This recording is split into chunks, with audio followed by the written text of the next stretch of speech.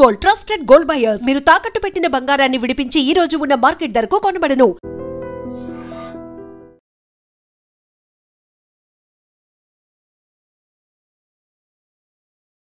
నమస్తే, welcome to iDream talking point with కవిత.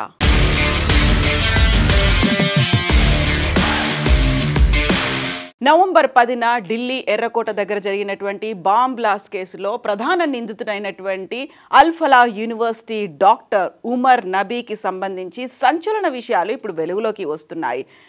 ఉమర్ నబీ ఎప్పుడు తనతో పాటుగా అతిపెద్ద సూట్ కేసుని క్యారీ చేసేవాడని, ఎక్కడికి తీసుకెళ్ళినా ఆ సూట్ కేసు తనతో ఉండేదని, ఆ సూట్ కేసే మొబైల్ వర్క్ స్టేషన్గా యూజ్ చేసేవాడని, అందులోనూ ప్రధానంగా ఆ సూట్ కేసులో పేలుడికి అవసరమైనటువంటి ఉపయోగించేటువంటి పదార్థాలన్నింటినీ వెంట పెట్టుకొని తిరిగేవాడని, అప్పటికప్పుడు ఆ వర్క్ స్టేషన్లో బాంబులను తయారు చేసేటువంటి టెక్నాలజీని ఉమర్ నబీ సొంతం చేసుకున్నాడు అనేది ఇప్పుడు ఎన్ఐఏ దర్యాప్తులో బయటపడింది. ఆ మొబైల్ వర్క్ స్టేషన్ చాలా హ్యాండీగా ఉంటుంది అనేది, అందులోనూ దేనికది సపరేట్గా సెగ్రిగేట్ చేసి ఉంటాయి. ఎందుకంటే ఒకదానికొకటి తగిలి మళ్ళీ కొల్యూజన్ అయ్యి అక్కడ ఏదైనా బాంబ్ బ్లాస్ట్ జరగకుండా ఉండడానికి ఆ పదార్థాలను విడిగా ఒక సపరేట్ ఛాంబర్స్ లాగా అరేంజ్ చేసుకుని ఆ వర్క్ స్టేషన్ని హ్యాండీగా తీసుకునేవాడు. మొబైల్ బాంబ్ మేకింగ్ యూనిట్ అనేది తన దగ్గరే ఎప్పటికీ ఉండేది అని తనతో పాటుగా అల్ ఫలా యూనివర్సిటీలో పనిచేసినటువంటి ఇతర డాక్టర్లు, ఇప్పుడు వాళ్ళు ఎన్ఐఏ అదుపులో ఉన్నారు, వాళ్ళు ఇంట్రోగేషన్లో వెల్లడించినటువంటి వివరాల్ని బట్టి తెలుస్తోంది. ఆ రోజు బాంబ్ బ్లాస్ట్ జరిగినప్పుడు కూడా అంతకు ముందే 2900 కేజీల పేలుడు పదార్థాలను తయారు చేసేటువంటి ఆ మెటీరియల్ని పట్టుకున్నారు. దీంతో పాటుగా 300 కేజీల అమ్మోనియం నైట్రేట్ని పట్టుకున్నారు. ఇద్దరు అల్ ఫలా యూనివర్సిటీ డాక్టర్లను పట్టుకున్న తర్వాత ఉమర్ నబీకి ఏం చేయాలో తోచనటువంటి పరిస్థితుల్లో అనుకున్న ప్రోగ్రాం కంటే ముందుగానే అక్కడ రెడ్ ఫోర్ట్ దగ్గరికి వెళ్ళిపోయాడు, ఎదురు చూశాడు. కాకపోతే అక్కడ అన్ఫార్చునేట్ థింగ్ ఉమర్ నబీకి కాకుంటే ఫార్చునేట్ థింగ్ ఏంటంటే ఆ రోజు జరిగినటువంటి మండే కావడంతో రెడ్ ఫోర్ట్ అనేది ఆ రోజు సెలవు దినం, అందుకని రద్దీ చాలా తక్కువగా ఉంది. అయినప్పటికీ కూడా ఆ విషయం తెలియనటువంటి ఉమర్ నబీ పార్కింగ్ ఏరియాలో 3 గంటల పాటు ఎదురు చూశాడు.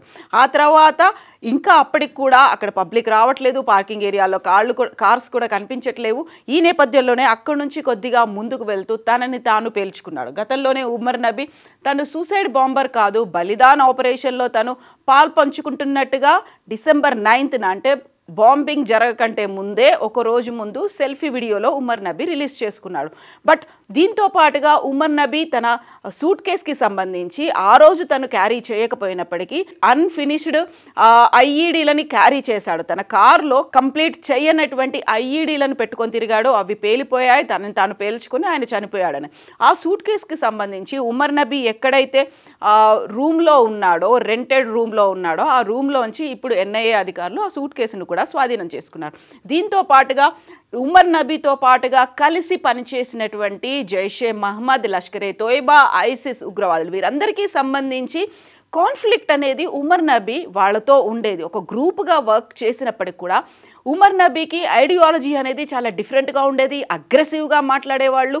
అందులోనూ జైషే మహమ్మద్కి ఒక రకమైనటువంటి ఐడియాలజీ ఉంటే ఐసిస్కి ఇంకో రకమైనటువంటి ఐడియాలజీ ఉంది. జైషే మహమ్మద్ అనేది వెస్ట్రన్ కల్చర్ మీద ఎక్కువగా అటాక్ చేస్తుంది. ఎక్కడైతే పాశ్చాత్య దేశాలు ఉన్నాయో, లేకుంటే ఆ సంస్కృతి ఎక్కడైతే ఉందో పాశ్చాత్యుల మీద అటాక్ చేయాలి, అక్కడ టెర్రర్ భయోత్పాతాన్ని సృష్టించాలి అనేది జైషే మహమ్మద్కి ఉంటే, ఐసిస్ అనేది తన దగ్గరలో ఉన్న వారినే భయానికి గురి చేయడం, భయోత్పాతాన్ని కల్పించడం అనేది ఐసిస్కి ఉంది. సో ఆ గ్రూపుల మధ్యలో కూడా క్లాషెస్ అనేది వచ్చాయి. చాలా వరకు ఉమర్ నబీ వాళ్ళతో మాట్లాడలేదు, ఉన్నటువంటి ఐడియాలజీ డిఫరెన్స్ అనేది ఉంది. దీంతో పాటుగా ఫ్రాడ్స్ అనేవి చాలా ఎక్కువ చేశాడు అనేది, అందులో 24 లక్షల్ని ఒక్కొక్కరు కలిసి సమకూర్చుకున్నప్పుడు ఉమర్ నబీ వాటికి సంబంధించినటువంటి లెక్కలు కూడా చెప్పలేదు అనేది. అరెస్ట్ చేసినటువంటి జైషే మహమ్మద్ భారతదేశానికి ఉమెన్ ప్రెసిడెంట్గా ఉన్నటువంటి షాహీన్ షాహిద్ కూడా 6 లక్షలు, ఒకరు 5 లక్షలు, ఒక్కొక్కరు 8 లక్షలు ఇచ్చినప్పుడు ఉమర్ నబీ మాత్రం కేవలం 2 లక్షలు మాత్రమే ఇచ్చాడు. అందులోనూ లెక్కలు చెప్పడం అనేది ఉమర్ నబీకి అస్సలే అనేది. ఈ నేపథ్యంలోనే అక్కడ మధ్యలో ఉన్నటువంటి క్లాషెస్ దృష్ట్యా ఉమర్ నబీ తన సహచరుడైనటువంటి ఒక వ్యక్తి, తన టెర్రరిస్ట్, తనని కూడా అరెస్ట్ చేశారు. ఆయన వివాహానికి కూడా అటెండ్ అవ్వలేదు ఉమర్ నబీ అనేది వినిపిస్తోంది. ఈ నేపథ్యంలోనే మళ్ళీ ఉన్నటువంటి క్లాషెస్ మధ్యలో ఉన్నటువంటి మనస్పర్ధలు గొడవల్ని సరిదిద్దుకోవడానికి వాటిని సద్దుమణిగేలా చేసుకోవడానికి ఉమర్ నబీ అక్టోబర్లో వాళ్ళతో కలిసి కూర్చొని మాట్లాడాడు అనేది కూడా ఉంది. బట్ అప్పటికి కూడా మిగతా వాళ్ళకంటే కూడా అగ్రెసివ్గా మాట్లాడేవాడు ఉమర్ నబీ. దీంతో పాటుగా అల్ ఫలాహ్ యూనివర్సిటీలో వర్క్ చేసే ముందే శ్రీనగర్లో ఉన్నటువంటి అనంతనాగ్లో కూడా ఉమర్ నబీ వర్క్ చేసి వచ్చాడు. అక్కడే ఆయన బిహేవియర్ యాటిట్యూడ్ చాలా డిఫరెంట్గా ఉండేది అనేది కూడా ఐడెంటిఫై చేశారు. అనంతనాగ్లో అక్కడ ఉన్నటువంటి ముస్లిం పేషెంట్లు ఎవరైనా తన దగ్గరికి ట్రీట్మెంట్ కోసం వచ్చినప్పుడు వాళ్ళని విపరీతమైనటువంటి క్వశ్చన్స్తో విసిగించేవాడని. మీరు రోజు నమాజ్ చేస్తుంటారా? నమాజ్ ఎన్నిసార్లు చేస్తుంటారు? మీరెందుకు హిజాబ్ వేసుకోలేదు?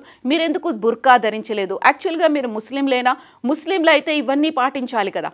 ఇలాంటివన్నీ అడగడం అనేది ఒక వ్యక్తిగతమైనటువంటి క్వశ్చన్స్ అన్నీ ఉమర్ నబీ అడిగేవాడు. వాళ్ళు అక్కడ ఉన్నటువంటి సమస్యలతో వాళ్ళకు ఉన్నటువంటి అనారోగ్య కారణాలతో డాక్టర్ దగ్గరికి వెళితే డాక్టర్ మా వ్యక్తిగతమైనటువంటి విషయాలు ఎందుకు అడుగుతున్నారు అనే దాంతో పేషెంట్లందరూ అక్కడ అనంతనాగ్లో ఉన్నటువంటి గవర్నమెంట్ హాస్పిటల్లో మెడికల్ కాలేజ్లో కంప్లైంట్ చేసేసరికి అనంతనాగ్లో ఉమర్ నబీని అక్కడ నుంచి జాబులోంచి తీసేశారు. ఆ తర్వాత అల్ ఫలాహ్ యూనివర్సిటీకి వచ్చాడు. ఆ తర్వాత లైక్ మైండెడ్ పీపుల్ అందరితో కలిసి ఒక ఐడియాలజీని డెవలప్ చేసుకొని ఎక్కడెక్కడ ఎన్ని పేలుళ్ళు జరపాలి దీని మీద అయితే ఆలోచనలు ప్రణాళికలు స్ట్రాటజీస్ డిజైన్ చేసుకున్నప్పటికీ కూడా తనకున్నటువంటి లెక్కల్లో అవకతవకలు, అందులో డబ్బులో అవకతవకలు, ఫ్రాడ్ చేయడం, అందులో చీట్ చేయడం, దీంతో పాటుగా ఐడియాలజీ కంటే డిఫరెంట్గా ఉండడం, అందులో పేలుడుకి సంబంధించి ఎక్కడెక్కడ బాంబ్ బ్లాస్టులు చేయాలి అనే దానికి సంబంధించి ప్రాపర్గా ఒక కోఆర్డినేషన్ అనేది కుదరకపోవడంతో కొంచెం దూరంగా ఉన్నాడు అనేది. బట్ చివరికి కలవాలి అనుకున్నప్పటికి కూడా అందరికంటే ముందుగానే సూసైడ్ బాంబర్గా కాకుండా బలిదాన్ ఆపరేషన్లో మరణించాడు అనే దాంతో పాటుగా గతంలోనే మనకి జమ్మూ కాశ్మీర్కి సంబంధించి బుర్హాన్ వనీ అని ఒక టెర్రరిస్ట్ ఉండేవాడు. ఆయన మీద 2016లో తీవ్ర స్థాయిలో అక్కడ ఉన్నటువంటి సెంట్రల్ ఫోర్సెస్ అలాగే జమ్మూ కాశ్మీర్లో ఉన్నటువంటి ఫోర్సెస్ ఆయన్ని ఎన్కౌంటర్లో చంపేశాయి. సో ఆ బుర్హాన్ వనీ లాగా తను తయారవ్వాలని, ఆయనకి వారసుడిగా తను తయారవ్వాలి అనేటువంటి మాటని ఎప్పుడుకి చెప్తూ ఉండేవాడు. దీంతో పాటుగా జాకిర్ మూసా అని ఆయన కూడా కాశ్మీర్కి చెందినవాడే. వాళ్ళిద్దరిలాగా నేను వర్క్ చేయాలనుకుంటున్నాను, వాళ్ళ లెగసీని నేను కంటిన్యూ చేయాలనుకుంటున్నాను, వాళ్ళ వారసుడిగా నేను ఉండాలనుకుంటున్నాను అనేటువంటి ఆ మనస్తత్వం ఎప్పుడు ఉండేది అనేది కూడా ఇప్పుడు ఐడెంటిఫై చేశారు. బుర్హాన్ వనీ హిజ్బుల్ ముజాహిదీన్ టెర్రరిస్ట్, ఆయన్ని చంపేశారు. 2016లో అక్కడ కౌంటర్ అటాక్స్ అనేవి చేసిన తర్వాత అక్కడ చొరబాటుకు సంబంధించి అక్కడ ఉన్నటువంటి స్థానికులతో కౌంటర్ అటాక్ అనేది జరిగింది. ఆ నేపథ్యంలోనే బుర్హాన్ వనీని 2016లో చంపేశారు, ఎన్కౌంటర్లో మరణించాడు. ఆ తర్వాత హిజ్బుల్ ముజాహిదీన్కే చెందినటువంటి జాకిర్ మూసా, ఆయన్నే జాకిర్ రషీద్ భట్ అని కూడా పిలుస్తుంటారు. ఆయన కూడా ఈ తరహా బాంబ్ బ్లాస్టులు చేయడంలో దిట్టగా పేరుంది. ఆయనకి వారసుడిగా కూడా ఆయన పేరు తెచ్చుకోవాలనుకున్నాడు. ఈ నేపథ్యంలోనే ప్రతిసారి తనంటూ ఒక లీడర్గా భావించుకునేవాడు, లేకుంటే అగ్రెసివ్గా అటాక్స్ చేయాలనేదో, లేకపోతే మిగతా వారితో కలవని మనస్తత్వము. దీంతో కొంచెం దూరం అయినప్పటికీ కూడా ఒక I-20 కారుని తీసుకొని అందరికంటే ముందుగానే అటాక్ చేయాలని నిర్ణయించుకున్నాడు. కాబట్టి ఆ రోజు అటాక్ జరిగింది అనేది ఐడెంటిఫై చేశారు. ఈ నేపథ్యంలోనే అక్కడ ఉన్నటువంటి అల్ ఫలాహ్ యూనివర్సిటీతో పాటుగా ఒక మౌల్వీని కూడా అరెస్ట్ చేశారు. మొత్తం నేపథ్యాన్ని ఇప్పుడైతే ఐడెంటిఫై చేసే పనిలో ఉన్నారు. సో వీటితో పాటుగా అసలు ఆ మెటీరియల్ని ఎవరు సప్లై చేశారు, వీళ్ళకి అన్ని లక్షల రూపాయల డబ్బులు ఎక్కడి నుంచి వచ్చాయి, ఎవరు పూల్ చేసి వీళ్ళకి ఇచ్చారు అనే దాని మీద కూడా ఇప్పుడు NIA ఫోకస్ పెట్టింది. అటు జైషే మహమ్మద్తో పాటుగా లష్కరే తోయిబాతో పాటుగా ఐసిస్, ఇవన్నీ కూడా ఇండియన్ ముజాహిదీన్, ఇవన్నీ కలగలిపి సిరియా టర్కీ దాకా వెళ్ళి అక్కడ వాళ్ళు ట్రైనింగ్ అనేది కూడా తీసుకున్నారు. ఆ తర్వాత బుర్హాన్ వనీ ఇంకొకరితో కాంటాక్ట్లోకి వెళ్ళాడు. ఆఫ్ఘనిస్తాన్ దాకా వెళ్ళి అక్కడ టెర్రర్ మాడ్యూల్ని, ఇదే తరహా మాడ్యూల్ని అక్కడ చెయ్యాలి అనుకున్నారు. బట్ అది మాత్రం కంటిన్యూ అవ్వలేదు. బట్ ఇప్పుడు వైట్ కాలర్ టెర్రర్ మాడ్యూల్ని చెయ్యాలి అనే ఉద్దేశంతో తయారైనటువంటి వైట్ కాలర్ టెర్రర్ ఎకోసిస్టంలో ముందుగా తనని తాను బలిదాన్ చేసుకొని చనిపోయినటువంటి ఉమర్ నబీకి సంబంధించి ఇప్పటికైతే సంచలన విషయాలైతే వస్తున్నాయి. తవ్వుతున్న కొద్దీ తీగ లాగుతున్న కొద్దీ బోల్డ్ అన్ని విషయాలైతే ఇప్పటికి వెలుగులోకి వస్తున్నాయి.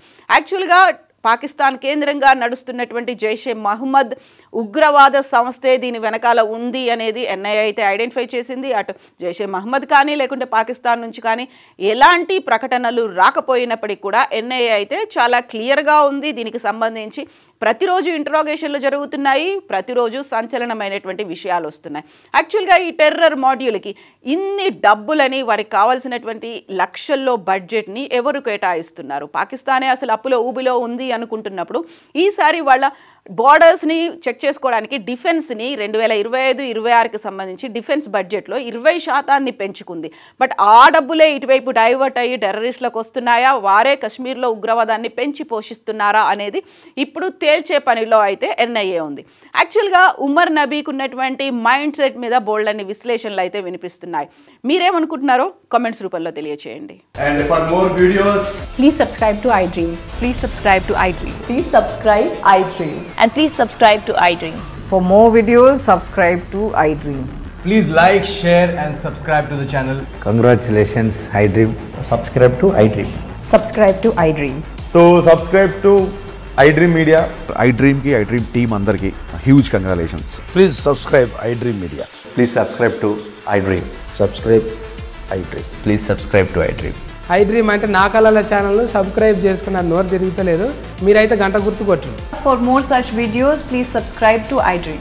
Subscribe to iDream. Please subscribe to iDream. Please subscribe iDream Media. Please do subscribe to iDream. Please subscribe to iDream Media. For best entertainment and information, please subscribe iDream. And don't forget to subscribe to iDream.